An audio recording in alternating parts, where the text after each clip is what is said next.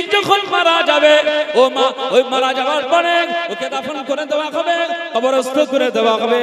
না না না না না, আল্লাহ নবী বললেন ওই সৈনিকটা কবরে শুয়ে থাকবে, কিন্তু তার আমল নামায় আমল আর সওয়াব বন্ধ থাকবে না।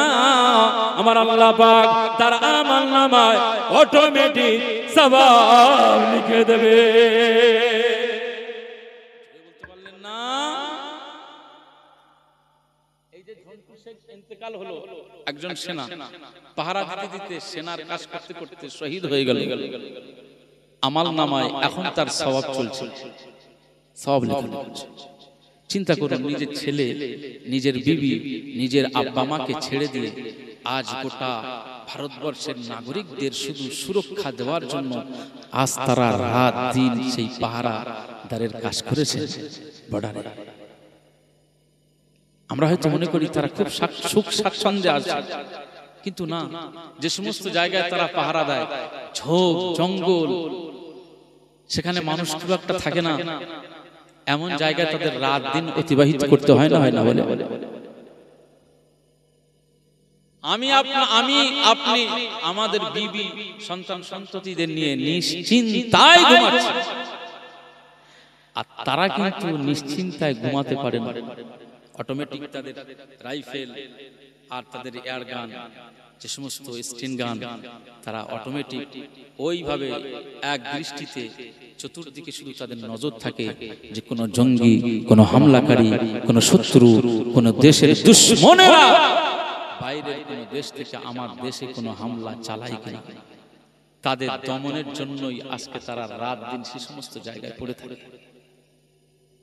কত কষ্ট।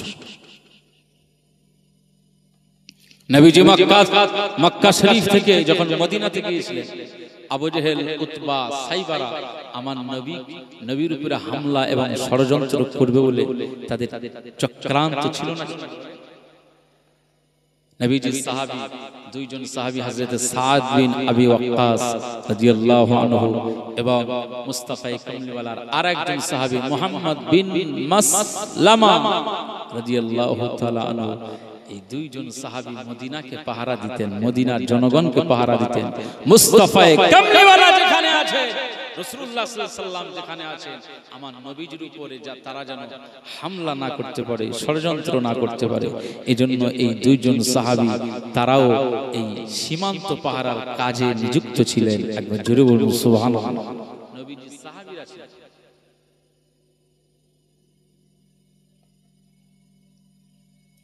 আমরা এগুলোকে ভাবি না, চিন্তা করি। আজকে তার মৃত্যুটা ছিল বলেই আজ শহীদের মরণটা সে নসিব হয়ে গেল, গুলিতে ঝাঁঝরা হয়ে গেল। আজকে তার কফিনবন্দি দেহটাকে যখন তেহট্ট গ্রামে পাথরঘাটাতে নিয়ে আসা হলো, গ্রামের মানুষরা শোকে কাতর, আব্বা মায়েরা কেঁদে জারেজা। আজ যে সন্তান বাড়ি বাপ চলে আসলে বাপের কোলে ওঠে, সেই সন্তান কফিন ধরে কাঁদতেছে। আজকে যে বিবিটাকে স্বামী আসলে বাড়িতে ফিরলে বাইরে থেকে অনেক কিছু বিবিদের জন্য অনেক কিছু উপহার নিয়ে আসে, আজকে সেই স্বামীটা বাড়িতে কফিন বন্দি অবস্থায় ফিরেছে। আজকে স্ত্রী সেই কফিনের উপরে, অন্যান্য দিনে এমন পোশাক এমন ভাবে থাকে না, কিন্তু শোকে এতটা মোহমান হয়ে গেছে যে স্বামী আজ বাড়িতে এসেছে কিন্তু আজ হায়াতে আসেনি, মুর্দা অবস্থায় এসেছে, কফিনের উপরে পড়ে গেছে। একজন মায়ের কাছে স্বামীদের মর্যাদা আছে না নেই বলেন? স্বামী তার কাছে সব। স্বামী যতই বিবিদেরকে মারুক আর ধরুক, কিন্তু ওই বিবি ওই স্বামী ছাড়া চলে না। স্বামী অনেক দামি জিনিস। আল্লাহ তাদের কবরগুলোকে জান্নাতের টুকরা নসিব করুন। আজকে এই গ্রামের শান্ত সরদার ভাইয়ের কবরকে জান্নাতের টুকরা নসিব করুন, বলুন আল্লাহ। আমরা যারা এখানে বসে আছি আমাদেরকেও আল্লাহ লম্বা হায়াত দান করুন। আমাদের বাচ্চা কাচ্চাগুলোকে দ্রুত আল্লাহ এতিম বানাবেন। আল্লাহ আমাদের ঘরের এই সন্তানগুলো আমরা আপনি দান করেছেন, এই সন্তানদেরকে আল্লাহ আপনি দ্রুত এতিম বানিয়ে দেবেন না। আল্লাহ আমাদেরকে হায়াত দিন, ওরা বড় হবে, ওরা বড় হবার পরে ওরা সুশিক্ষায় শিক্ষিত হবে, নিযুক্ত হবে, দুনিয়া করার মতো ওদের পজিশন চলে আসবে, তারপরে আল্লাহ আমাদের মউত দেবেন, ঈমানের সাথে মউত দেবেন। বলুন আল্লাহুম্মা আমিন। মুসলমানের ছেলেরা, এ নবীর উম্মত উম্মতিরা, খুব খেয়াল করে শুনুন। মুস্তাফা কামলিওয়ালা আকা মাওলা রাসূলুল্লাহ সাল্লাল্লাহু আলাইহি ওয়াসাল্লাম বলেছেন, আয় আমার সাহাবীরা, তোমরা জনগণের সুরক্ষা দেওয়ার জন্য সব সময় প্রস্তুত থাকবে। একজন মানুষ যাতে কষ্ট না পায়, একজন মানুষ যাতে কষ্ট না পায়, এজন্য তোমরা সব সময় সজাগ থাকবে। আকা মাওলা রাসূলুল্লাহ সাল্লাল্লাহু আলাইহি ওয়াসাল্লাম আমাদেরকে এমন তাগিদ দিয়েছেন, এমন শিক্ষা দিয়েছেন, তাই কোন জিহাদের ময়দানে নবী সাহাবীরা যখন চলে যেতেন, নবীজি সঙ্গে থাকতেন, কিন্তু সেখানে পাহারার ব্যবস্থা করে দিতেন। এ নবীর উম্মত উম্মতিরা, খুব খেয়াল করে শুনুন। দুইজন সাহাবীর কথা মনে পড়ে যায়। একজন আনসারী সাহাবী, যার নাম হলো ইবাদ ইবনে বিশর রাদিয়াল্লাহু তাআলা আনহু। আর একজন সাহাবীর কথা মনে পড়ে যায়, যে সাহাবীটি ছিল মুহাজির, মক্কা থেকে মদিনাতে হিজরত করেছিলেন। এই সাহাবীটির নাম হলো হযরত আম্মার ইবনে ইয়াসির রাদিয়াল্লাহু তাআলা আনহু। মনে রাখতে হবে, এই যে মুহাজির সাহাবী আম্মার ইবনে ইয়াসির রাদিয়াল্লাহু তাআলা আনহু, এনার আম্মা জানের নাম হলো সুমাইয়া রাদিয়াল্লাহু তাআলা আনহা। পৃথিবীর জমিনে মুসলমানদের ভিতরে ইসলামের ইতিহাসের পৃষ্ঠা খুলে দেখুন, যাও খুলে দেখে নাও, যেখানে দেখতে পাবে প্রথম মুসলিমদের ভিতরে মুসলিম শহীদা, মুসলিম নারীদের মধ্যে, মুসলিম মহিলাদের মধ্যে প্রথম শহীদা নারীকে পৃথিবীর জমিন থেকে শহীদ হয়ে গিয়েছিলেন। এই মুসলিম নারীকে, এর নামটা যদি আপনি খুঁজতে চান, গুগলে সার্চ করুন, পেয়ে যাবেন। আর ইতিহাসের পৃষ্ঠা খুলে দেখে নাও, দেখতে পেয়ে যাবে আকা মাওলা রাসূলুল্লাহ সাল্লাল্লাহু আলাইহি ওয়াসাল্লামের হাতে বায়াত হওয়া একজন মুসলিমা নারী আম্মার ইবনে ইয়াসির রাদিয়াল্লাহু তাআলা আনহুর আম্মা জান হযরত সুমাইয়া রাদিয়াল্লাহু তাআলা আনহা ইসলামের জন্য, ঈমানের জন্য, আল্লাহর জন্য, দ্বীনের জন্য, কোরআনের জন্য, এই শরীয়তের জন্য, ইসলাম থেকে তিনি প্রথমে এই দুনিয়া থেকে শহীদ হয়ে গিয়েছে। ইসলামের জন্য প্রথম শহীদ হয়েছিলেন আম্মা জান সুমাইয়া রাদিয়াল্লাহু তাআলা। আবু জেহেল শহীদ করেছিল, আবু জাহাল। সেই ভাইয়ের সন্তান হযরত আম্মার ইবনে ইয়াসির, এই মুহাজির সাহাবী এবং আনসারী সাহাবী হযরত ইবাদ বিন বিশর রাদিয়াল্লাহু তাআলা আনহু, দুইজনকে আমার নবীজি বললেন, তোমরা সারা রাত আমাদের সবাইকে পাহারা দেবে। মানুষ নিশ্চিন্তায় যেন আরাম করতে পারে, তারা ইবাদত বন্দেগী করতে পারে, যে যার আপন আপন ঘরে শান্তি আর শৃঙ্খলার মধ্যে যেন বসবাস করতে পারে। তোমরা সারা রাত ধরে কিন্তু এই জায়গায় দাঁড়িয়ে, এই জায়গায় তোমরা পাহারা দেবে। একবার জোরে বলুন সুবহানাল্লাহ। একজন মুহাজির সাহাবী, একজন আনসারী সাহাবী।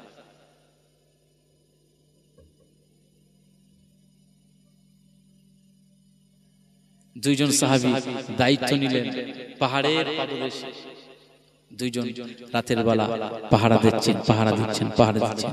রাত একটু যেই হয়ে গেছে,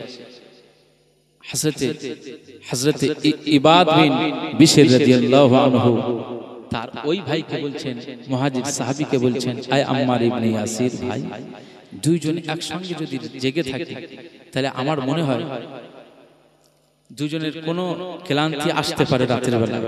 ক্লান্তি এসে গেলে যদি ঘুমিয়ে পড়ি, লুটিয়ে পড়ি, এই সুযোগে যদি শত্রু এসে যায়, মোকাবিলা করতে পারবো না, মোকাবিলা করতে পারবো না।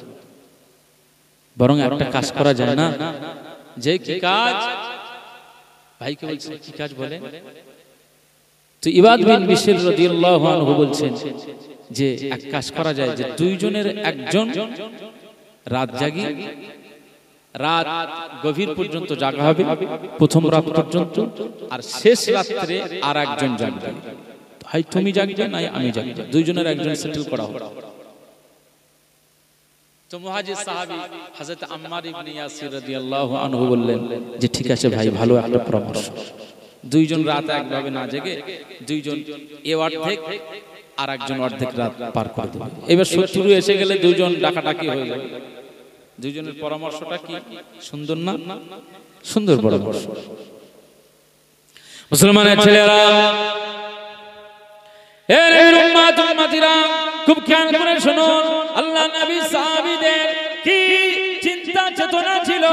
না না না, তারা দুনিয়া করেছে, আমরা দুনিয়া করছি, তারা দুনিয়া করেছিল, আমরা দুনিয়া করতেছি। তাদের দুনিয়ার ভিতরে জান্নাত দেখতে পায়, আর আমরা দুনিয়ার মধ্যে থেকে জাহান্নাম ছাড়া কিছুই দেখতে পাই না। তারা দুনিয়ার মধ্যে থেকে জান্নাতের স্বাদ পেয়ে যায়, আমরা দুনিয়া থেকে জান্নাতটাই বুঝতেই পারি না। এ নবীর উম্মত উম্মতিরা, খুব খেয়াল করে শুনুন, দুইজন সাহাবী, একজন আনসারী সাহাবী, একজন মুহাজির সাহাবী। মুহাজির সাহাবী বললেন, ভাই ঠিক আছে, তাহলে আমি ঘুমিয়ে যাই, আর তুমি রাতটা জাগরণ করো। তোমার যখন ঘুম চলে আসবে আমাকে ডেকে নেবে, আমাকে জাগ্রত করবে। আমি ঘুম থেকে উঠে পড়ে তুমি ঘুমিয়ে যাবে, আর আমি রাতটাকে জাগরণ করব। এইভাবে এলাকাকে আমরা পাহারা দিয়ে দেব। মুসলমানের ছেলেরা, এ নবীর উম্মত উম্মতিরা, খুব খেয়াল করে শুনুন, এই পর্যায়ে ওই মুহাজির সাহাবী আম্মার ইবনে ইয়াসির রাদিয়াল্লাহু তাআলা আনহু শুয়ে পড়লেন, ঘুমিয়ে গেলেন। আর এমন সময় আনসারী সাহাবী হযরতে ইবাদ ইবনে বিশার রাদিয়াল্লাহু তাআলা আনহু, তিনি রাত্রি জাগরণ করছেন। আমাদের এলাকার সিভিক পুলিশগুলো যারা রাস্তায় থাকে দেখবে, সব মোবাইলে পাবজি ফ্রি ফায়ার খেলে। সব সিভিকদের আমি দোষ দিচ্ছি না, তবে আমাদের এটা কালচার, আমাদের অনেক ছেলেরা আমাদের এলাকাতে আছে, শবে বরাতের রাত্রি ইবাদত করার রাত ইবাদত, রাত্রি জাগরণের মধ্যে দিয়ে যদি শবে বরাতের রাত পালন করা হয়, আমার আল্লাহ তার গুনাহগুলো মাফ করে দেন, আমার আল্লাহ তার তওবাগুলো মাফ করে দেন, আমার আল্লাহ তার তওবাকে কবুল করে নেন।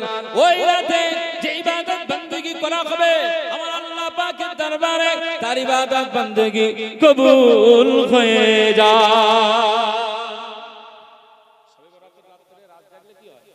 কদরের রাতে রাত জাগলে ইবাদতের সওয়াব মিলবে। অনেক ছেলেরা কি করে, রাতের বেলা জাগতেছে তো মোবাইলের সময় পার করতেছে, জেগে এটা না সেটা, সেটা না এটা, এই দেখতেছে। আমাদের সিভিকরা তারাও তো জনগণের, প্রশাসন যারা রাত্রে জাগরণ করে, অবশ্যই এলাকা, মার্কেট, বাজার, রাস্তাঘাট তারা পাহারা দেয়, কিন্তু রাত্রে জাগরণ করে পাবজি খেলতেছে। আনসারী সাহাবী হযরত ইবাদ ইবনে বিশর রাদিয়াল্লাহু আনহু, উনি চিন্তা করলেন যে এই রাতটা আমি ফালতু জাগিয়ে কাটিয়ে দেব।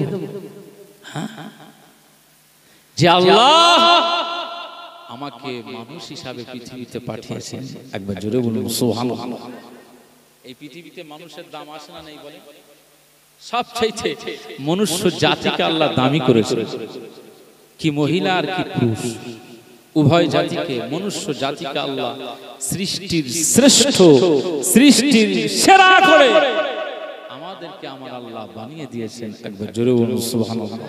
আম্মার ইবনে ইবাদ ইবনে বিশর রাদিয়াল্লাহু আনহু চিন্তা করছেন যে আমাকে আল্লাহ মানুষ করে পাঠালেন, জঙ্গলের বাঘ, ভাল্লুক, সিংহ এগুলো আমাকে বানালেন না, আমার আল্লাহ আমাকে ইসলামের ঘরে জন্ম দিয়েছেন,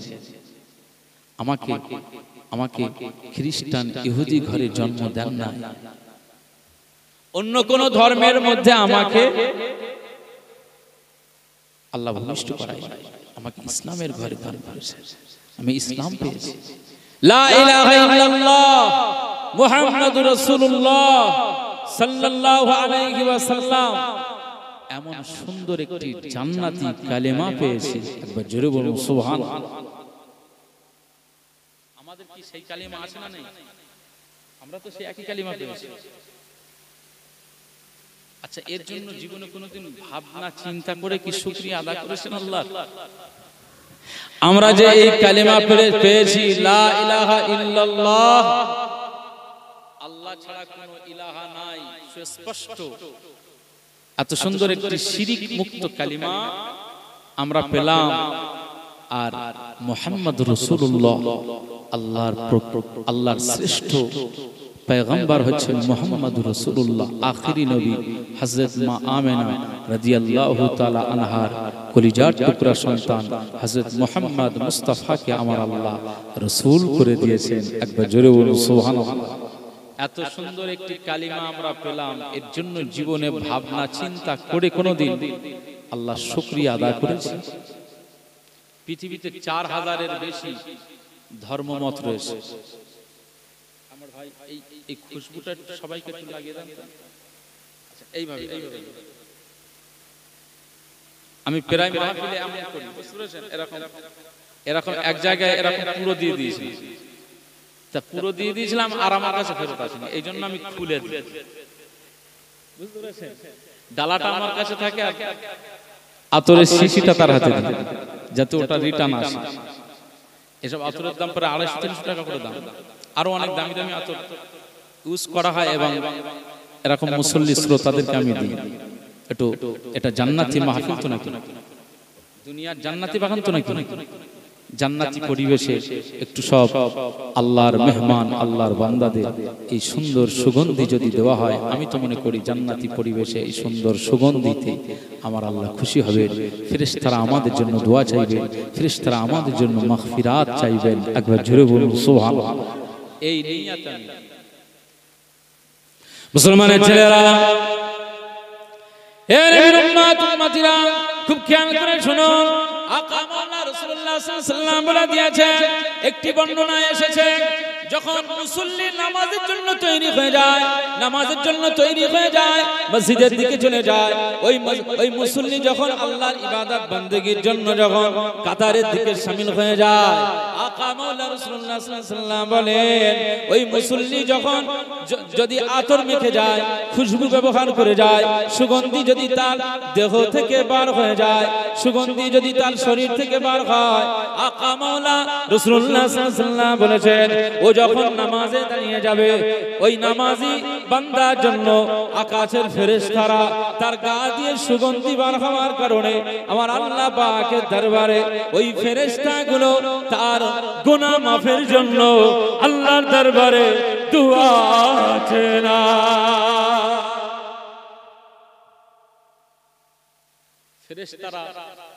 ফেরেশতারা একজন মুসল্লির জন্য দোয়া চায়, কখন? যখন সুগন্ধি ব্যবহার করে যায়, আতর মেখে যায়। একবার জোরে বলবেন না সুবহানাল্লাহ। দুঃখের কথা অনেক সময় বলতে হয়, তাই বলি, আজও বলছি। আমি জানেন আপনারা সাফুরজি বা গাবতলা হাতছালা শিখলেন নিশ্চয়ই, আপনারা অবশ্যই জানেন ওদিকে গাবতলা মার্কেট, গাবতলা বাজার যে জামে মসজিদ আছে, একটাই মসজিদ ওখানে, ওই মসজিদের আমি ইমাম, বুঝতে পারছেন তো? আমি অনেকবার নজর দিয়ে দেখেছি, পাশে চায়ের দোকান, বহু মুসল্লি চা খাবার পরে তো একটা দেশলাই ঠকতেই হবে, কথা বুঝতে পারছেন? এত শরীর একটা আলাদা ঝাঁকানাকা হবে, শরীরের একটা আলাদা কষ্ট হবে। চা খাবার পরে একটা ধরিয়ে নিয়ে মোটামুটি টান শুরু হচ্ছে, আর সেই সময় মসজিদের টাইম প্রায় 5 মিনিট ইকামতের, তখনও ধোঁয়া উঠতেছে। একজন বলতেছে, এই সিরাজ ভাই তাই চলে আয়, নামাজের সময় হয়ে যাচ্ছে, চল। বল চল না, যাচ্ছে আমার 1 মিনিট ওযু হলো। কয় মিনিট? 1 মিনিট। আচ্ছা, ওযুটা কি সহজ ব্যাপার? ওটা তো ইবাদত।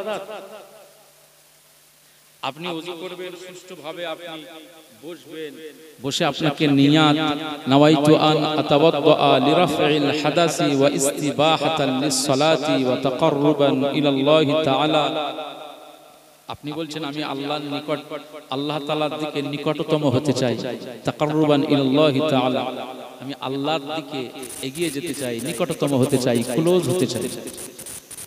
বিসমিল্লাহিল আলিয়্যিল আযীম আলহামদুলিল্লাহি আলা দীনিল ইসলাম, আল ইসলামু হাক্কুন ওয়াল কুফরু বাতিলুন, আল ইসলামু নূরুন ওয়াল কুফরু যুলমাতুন। ইসলাম হক আর কুফর বাতিল, ইসলাম জ্যোতি, কুফর অন্ধকার। একবার জোরে বলুন সুবহানাল্লাহ। ওযু করবার আগে আমরা কি পুরুষ আর কি মহিলা সবাই আমাদের এই নিয়ত করতে হয় তো নাকি? তাহলে নিয়ত করতে তো একটা সময় যায়, 20 সেকেন্ড 30 সেকেন্ড। 1 মিনিট ওযু হবে কি করে? এরপরে আপনাকে হাত ভালো করে কবজা পর্যন্ত ধুতে হবে 3 বার। এই ধোয়াটা হচ্ছে সুন্নাহ, মুস্তাহাব। এরপরে আপনাকে 3 বার ধোয়ার পরে তাও কি যাও করে নয়, আপনাকে খেলাল করতে হবে এইভাবে এইভাবে। এরপরে আপনাকে কুলি করতে হবে। কুলিটাও কি গড়গড়া। কুলি করবার সময় দোয়া পড়তে হয়, আল্লাহুম্মা আইন্নি আলা যিকরিকা ওয়া শুকরিকা ওয়া হুসনি ইবাদাতি। তাহলে 3 বার আপনি গড়গড়া সহ কুলি করলেন। এতে তো 10 সেকেন্ড 15 সেকেন্ড সময় যাবে না, যাবে না বলে? আপনারা ঝিমিয়ে যাচ্ছেন নাকি? ভালো করে শুনুন। এরপরে আপনাকে নাকে পানি দিতে হয়। 1 হাত দিয়ে পানি দেওয়া আর এই 2 আঙ্গুল দিয়ে ভিতরটাকে পরিষ্কার করা নাকের মধ্যে।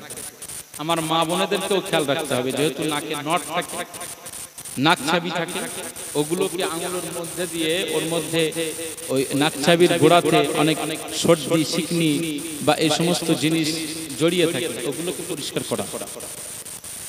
ওযু করা মানে তো পাক হওয়া, সাফ হওয়া। তাহলে নাক আপনি যখন ধুচ্ছেন তখনও আপনার দোয়া আছে, আল্লাহুম্মা আরিহনি রাইহাতাল জান্নাহ ওয়া লা তুরহিনি রাইহাতান নার। তবে এই দোয়া আপনার প্রত্যেকটা অঙ্গ ধোয়ার সময় এগুলো বলতে হয়। যদি জানতে পারেন তো অনেক সওয়াবের হকদার হবেন, না জানলেও সমস্যা নেই, ওযু হয়ে যাবে। এরপরে আসে আপনার এবার ফরজ কাজ, মুখমণ্ডল ধৌত করা। ওযুর কয়টা ফরজ? ওযুর কয়টা ফরজ? কটা? যে না, লজ্জা করার ব্যাপার নয়, এগুলো আমাদের জানা রাখা কম্পালসারি। এগুলো কয়েকটি জিনিস আমাদের জানা রাখা দরকার। ওযুর 4টা ফরজ। মুসলমানের ছেলেরা, এ নবীর উম্মত উম্মতিরা, খুব খেয়াল করে শুনো। আকা মাওলা রাসূলুল্লাহ সাল্লাল্লাহু আলাইহি ওয়াসাল্লাম এর জন্য বলেছেন, তলাবুল ইলমি ফরিদাতুন আলা কুল্লি মুসলিমিন ওয়া মুসলিমা। আকা মাওলা রাসূলুল্লাহ সাল্লাল্লাহু আলাইহি ওয়াসাল্লাম বলে দিয়েছেন, আয় মুসলমানেরা শুনে রাখো, তুমি যদি মুসলমান দাবি করো, তুমি যদি ইসলামপন্থী দাবি করো, আমি রাসূলুল্লাহ সাল্লাল্লাহু আলাইহি ওয়াসাল্লাম জানিয়ে দিলাম, অবশ্যই তোমার জন্য ইলম অর্জন করা ফরজ। কতটা ইলম অর্জন করা ফরজ? যতটা ইলম অর্জন করলে তুমি নামাজ পড়তে পারবে, ইবাদত করতে পারবে, ওযু করতে পারবে, কোরআন তেলাওয়াত করতে পারবে। তুমি এমন ইলম অর্জন করলে যে হজ করতে পারবে, এই হজের মাসাইলগুলো জানা। এ নবীর উম্মত উম্মতিরা, ওযুর কয়টা ফরজ? সহজ ব্যাপার, অনেকে আমরা জানি, হয়তো লজ্জায় বলি না, বললে হয়তো ভুল হয়ে যেতে পারে, বললে হয়তো ভুল হয়ে যেতে পারে, হয়তো সবাই হাসবে, ভুল হয়ে গেলে সবাই হাসবে। না না না না, এটা আমাদের জানা কর্তব্য। পুরুষ নারী, আমাদের আম্মা জানেরা যারা রয়েছে, সকলের জন্য এটা জানবার দরকার রয়েছে। এ নবীর উম্মত উম্মতিরা, খুব খেয়াল করে শুনুন। ওযুর 4টা ফরজ। 1 নাম্বার হলো মুখমণ্ডল ধুয়ে ফেলা। মুখমণ্ডল ধুয়ে ফেলা কতটা? না, এই উত্তর থেকে দক্ষিণ আর পূর্ব থেকে পশ্চিম, অর্থাৎ চুলের গোড়া থেকে আর কানের লতি থেকে এই পর্যন্ত, মুখের থুতনি পর্যন্ত, এতটা অংশ ধরে আপনাকে ওযু আদা করতে হবে। মুখটাকে ধুয়ে ফেলতে হবে, চেহারাটাকে সাফ করতে হবে। পানি দিয়ে চেহারাটা আপনি সাফ করলেন, এই জায়গাটা খেয়াল রাখতে হবে। এটা হলো ফরজ, এটা হলো ফরজ। আমরা যারা দাড়ি রাখি, আমাদেরকে খেয়াল রাখা দরকার। যাদের ঘন দাড়ি আছে, পানিটা এমন ভাবে ইউজ করতে হবে যে পানিটা এর মধ্যে যেন চলে যায়। এজন্য আঙ্গুলগুলো এভাবে আপনাকে খেলাল করতে হবে। এর উম্মত উম্মতিরা, এই ফরজ জিনিসটাকে আদা করতে হবে। যদি কোনো জায়গায় শুকনো থাকে, কোনো জায়গায় পানি যদি না যায়, তাহলে আপনার ওযু হবে না, আপনার এই ফরজ আদা হবে না। ফরজ না আদা হলে ওযু আদা হবে না। আকা মাওলা রাসূলুল্লাহ সাল্লাল্লাহু আলাইহি ওয়াসাল্লাম বলেছেন, ওযু না আদা হলে নামাজ হবে না। মুসলমানের ছেলেরা, এ নবীর উম্মত উম্মতিরা, খুব খেয়াল করে শুনুন। এরপরে আপনার আরেকটি অঙ্গ রয়েছে যেটাকে ধুয়ে ফেলা, এর নাম হচ্ছে কনুই। কনুইয়ের কোন পর্যন্ত ধুয়ে ফেলবেন, এই পর্যন্ত কনুইয়ে ধুয়ে ফেলা। রাসূলুল্লাহ সাল্লাল্লাহু আলাইহি ওয়াসাল্লাম বলেছেন, যত পানি আপনি বেশি এখানে দিতে পারবেন, অঙ্গটাকে যত বেশি বানাতে পারবেন, কনুই থেকে যদি এত পর্যন্ত চলে আসে, কিয়ামতের ময়দানে এই অংশ থেকে আমার আল্লাহ আপনার জন্য নূর জাহির করে দেবে।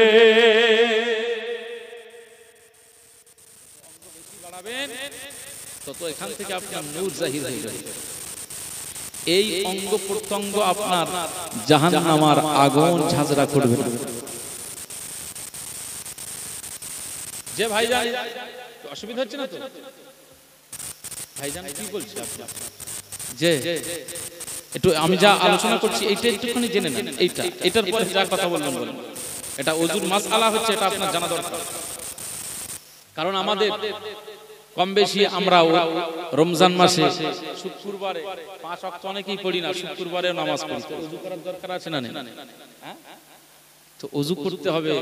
তার ফরজগুলো যদি আদায় না হয় তাহলে আপনি কি করে নামাজ পড়বেন? তাহলে কোনগুলো ধুতে হবে। 3 বার ধুয়ে ফেলা হচ্ছে ফরজ, 1 বার ধুয়ে ফেলা ফরজ, 3 বার ধোয়া সুন্নাহ। মুসলমানের ছেলেরা, এর উম্মতিরা খুব খেয়াল করে শুনুন। এরপরে আরেকটি ফরজ হলো, আরেকটি ফরজ বিষয় হলো, এরপরে আরেকটি ফরজ বিষয় হলো আমসাহু বিরুসিকুম, তোমার মাথাকে মাসা করা। আমরা অনেকে এভাবে টুপিটা খুলে নিয়ে, এভাবে টুপিটা মুখে নিয়ে এইভাবে মাসা করে নেই। এভাবে মাসাটা হবে না। আমরা অনেক সময় বউরা, ঘরের বিবিরা আছি, এভাবে আমাদের এটা পড়ে থাকে, আর আমরা যা হোক করে এভাবে মাসা করে নিই। মাসাটা হবে না। মাসা করার নিয়ম হচ্ছে, আপনার মাসা করার পদ্ধতিটা আপনাকে জানিয়ে দিলাম। এর উম্মতিরা খুব খেয়াল করে শুনুন। আপনি মাসাটা কিভাবে করবেন? কনুই যখন ধোয়া হয়ে গেল, কনুই যখন 3 বার করে ধোয়া হয়ে যাবে, এরপরে আপনি একটু পানি নিয়ে নেবেন। পানি নিয়ে একটু পানিটা ফেলে দিবেন, হাতটা ধুয়ে ফেলে দিয়ে এরপরে আপনার এভাবে আঙ্গুলগুলো চলে আসবে, আর এই 3টা আঙ্গুল দিয়ে মাথার সামনের অংশ থেকে আর পিছন পর্যন্ত এইভাবে নিয়ে চলে যাবে। মাথার এই জায়গা থেকে পিছন পর্যন্ত এইভাবে নিয়ে চলে যাবে। এর উম্মতিরা খুব খেয়াল করে শুনুন। যখন এই পিছন পর্যন্ত চলে গেল, আপনার হাতের দুই হাতের তালুটা ফাঁকা ছিল। এবারে এখান পিছন থেকে নিয়ে এই তালুটাকে এবারে এই পাশ দিয়ে সামনের দিকে টেনে নিয়ে আসবেন। যদি এইভাবে একবার নিয়ে আসেন, আপনার গোটা মাথাটা মাসা হয়ে যাবে। মাসা হয়ে গেলে আপনার জন্য একটা ফরজ আদায় হয়ে যাবে। এটা মহিলাদেরও করতে হবে, মায়েদেরও করতে হবে। তাহলে একটা মাসা হয়ে গেল। এই একবারই আপনি নিয়ে গেলেন, একবার এই পিছন থেকে নিয়ে আসলেন। 3 বার এইভাবে করলে হবে। 4 ভাগের 1 ভাগ মাথা মাসা করা। মাথা মাসা করার সিস্টেমটা আপনারা বুঝে নিয়েছেন। এইভাবে যাবে আঙুলগুলো, এইভাবে মাথার মাঝখান দিয়ে বেরিয়ে যাবে পিছন, আর 2 সাইড দিয়ে এবারে আপনার হাতের তালুটা এইভাবে হয়ে গেলে মাথা মাসা ব্যাস। এবার আপনি টুপিটা পরে নেবেন। এরপরে কি আছে? ঘাড় মাসা করা, কানের পাতা মাসা করা। এগুলো কিন্তু ফরজ নয়, এগুলো হচ্ছে মুস্তাহাব, সুন্নাত।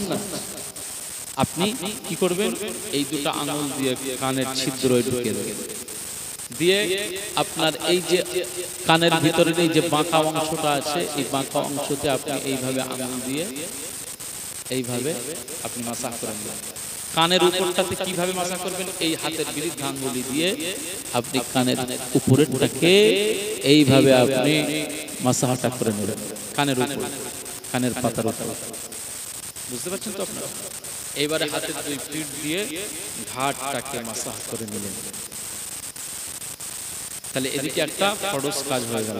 তাহলে মুখমণ্ডল, কনুই, মাথা মাসা, ঘাড় মাসা, একটা 3টা ফরজ হয়ে গেল। এরপরে হচ্ছে আপনার পা ধুয়ে নেবেন। আমরা পা ধুই কি করে? ট্যাপে পা একটু ট্যাপের নিচে একটু দিয়ে টেনে নেবেন, বাম পাটা দিয়ে টেনে নিন। কিন্তু ওই পা ধোয়ার নিয়ম আছে, আপনার এই আঙুলটা বাম হাতের এই খড়ে আঙুল, ছোট্ট আঙুল যেটা কনিষ্ঠ আঙুল বলা হয়, এই আঙুল দিয়ে আপনার ডান পায়ের এইভাবে, আমি দেখাচ্ছি প্র্যাকটিক্যালি আপনাদের, যেহেতু প্রসঙ্গ এসছে তাই বলছি, এইভাবে আপনাকে খেলাল করতে হবে। এইভাবে এইভাবে খেলাল করে নিয়ে এই নখের ভিতরেটা যত পানিটা যেন প্রবেশ করে, এইভাবে আপনাকে করে পাটাকে ভালো করে ধুয়ে নিলেন। তাহলে পা যখন এই গোড়ালি পর্যন্ত ধুয়ে ফেললেন, এটা একটা ফরজ আপনার জন্য আদায় হয়ে গেল। একবার জোরে বলুন সুবহানাল্লাহ। এরপরে আপনি বাম পাটাও ঠিক ওইভাবে বাম পায়ে করবেন কি, যেহেতু ডান পায়ে এইভাবে শুরু করেছিলেন, আর বাম পায়ে কিন্তু এই দিক থেকে না, এখান থেকে যাবে, ঠিক আছে? এখান থেকে গিয়ে এইভাবে খেলাল করতে হবে। নখের মধ্যে টদ্রিগুলো অনেক সময় কাদা লেগে থাকে, অনেক মানুষ গোয়াল ঘরে গিয়ে গরু বা ছাগলের যেহেতু সেগুলোকে পোষে, ঘরে এই সমস্ত গৃহপালিত পশুগুলো রাখে, এজন্য গোবর টোবর লেগে থাকে। ভালো করে ওই সব আঙুলের নখ দিয়ে ওগুলোকে ক্লিয়ার করতে হবে, সাফ করতে হবে। যদি এইভাবে দুটো পা ধুয়ে নেওয়া হয়, তাহলে একটা ফরজ আদা হয়ে গেল, চারটা ফরজ আদা হয়ে গেল। একবার জোরে বলুন সুবহানাল্লাহ। এই কাজগুলো করতে 1 মিনিটের কাজ না, আরো 2 মিনিট সময় যেতে পারে না? পারে, আরো 2 মিনিট সময় যাবে। তাহলে দোকান থেকে, চার দোকান থেকে বিড়ি টানতে স্যার বলছে যে ওটা 1 মিনিটের ব্যাপার, আমি তাড়া যাচ্ছি। এ বলছে সিরাজ ভাই চল, একামত দেবে, বলে ওই 1 মিনিটের ব্যাপার। তুমি যাই হোক করে তুমি আল্লাহর ইবাদত করবে। বাড়ির তরকারিতে একটু নুন কম হলে বিবির ঝাঁস কি তোমার? এত রাগা রেগে যায় বহু স্বামীরা, বলে ওয়াজাব তারার আমার ঘরে ঢুকে নিয়েছে, এখন রান্নায় শান্তি করলো না। প্রত্যেক দিন নুন কম দেবে, আর কোনো দিন ঝাল বেশি হয়। তুমি তরকারিটা খুব ভালো করে খেতে জানো না? তরকারিটা ভালো স্বাদ নিতে পারো, আর আল্লাহর ইবাদতের জন্য ভালো ওযু করতে জানো না তুমি? মুসলমানের ছেলেরা, খুব খেয়াল করে শুনুন। ওযু হয়ে গেল, ওযু হয়ে যাওয়ার পরে এরপরে আপনার কাজ হলো আল্লাহুম্মা জাআলনি মিনাত তাওয়াবিনা ওয়াজআলনি মিনাল মুতাতাহহিরিন ওয়াজআলনি মিন ইবাদিকাস ওয়াজআলনি মিনাল্লাযিনা